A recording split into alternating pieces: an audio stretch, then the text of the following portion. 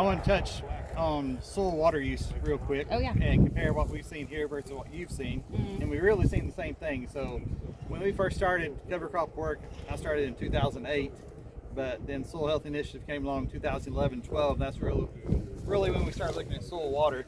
And all these plots are equipped with neutron sensors. So we look at soil water throughout the year.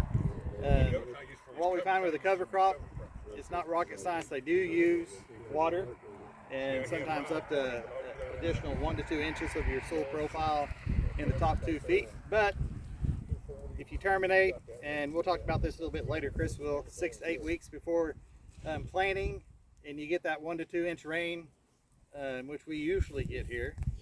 That's become a little bit more skippy here in the last few years, but we can usually restore that soil water when we get back into planting. So that's what we've seen here is, we reduced soil water where we had a cover crop, but by the time we came back and planted cotton and had a rain, everything's kind of back even, status quo. And I think you can say the same thing for Lubbock. Exact same thing. As long as you have a timely termination of your cover crop, you can make up the deficit that's being created.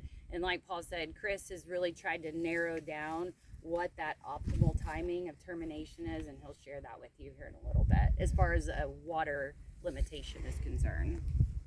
So I heard somebody say something about variety. Just if you want to know, this is Phytogen 480 planted. So once this is harvested, we'll be going back into wheat, and then after wheat we'll be going back into that summer cover crop and grazing period for a year-long fallow.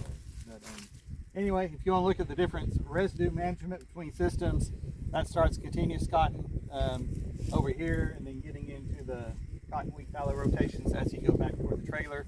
But feel free to walk around. If you have any questions, ask Dr. Pinchak, myself, Katie. Yes. Okay, this year we've been noticing we're no-till. We're starting to plow a little bit.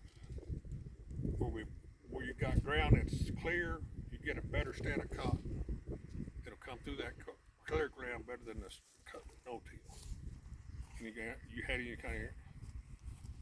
I think as long as we've been doing no-till, since I've been here in 2007, that's always been a question of what does your stand established look like.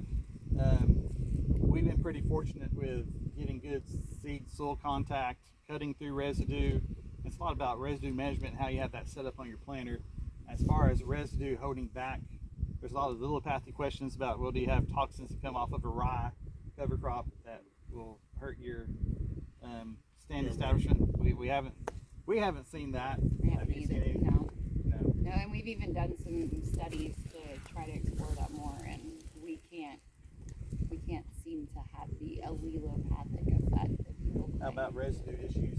No, we don't have any. I think just talking to some of the farmers across the high plains, one of their big concerns is always soil temperature and the effects that it might have on germination.